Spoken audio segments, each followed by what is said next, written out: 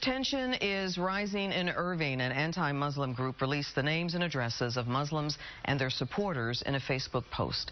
Fox 4's The Hit Hour in Irving tonight with reaction.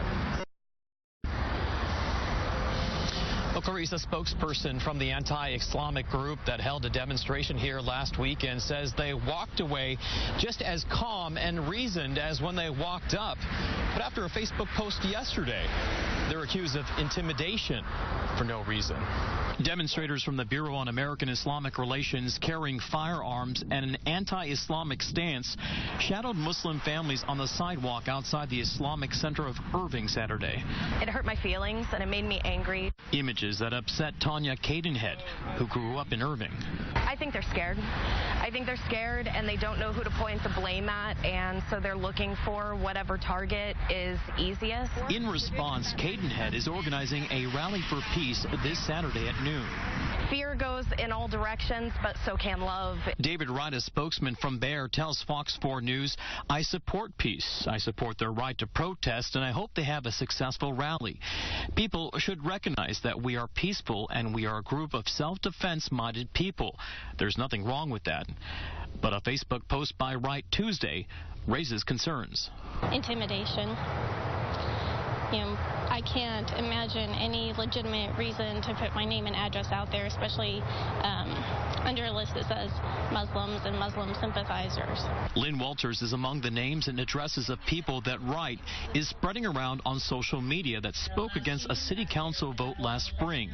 Anthony Bond is on there too. I think this puts a bullseye on my back and everybody's back that's on that list. They both say the vote centered on false rumors that suggested the Irving Mosque created its own laws called a Sharia law court, and both blame Irving Mayor Beth Van Dyne for misinformation. She says her attorneys advised her not to comment. She said it was a Sharia law court. She said that they were trying to usurp Texas and American law. That's a lie. Both Walters and Bond say they spoke to clarify that, like other religions, the mosque held religious tribunals where imams help resolve family matters.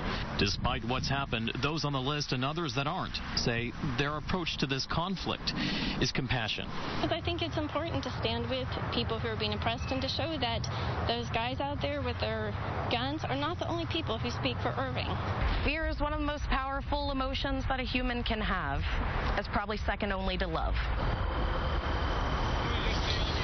Wright tells me that information that he posted to Facebook can be accessed by anyone on the City of Irving's website. He also says rumors of the Sharia court here at the mosque are true and that he's preparing evidence and documentation to prove it.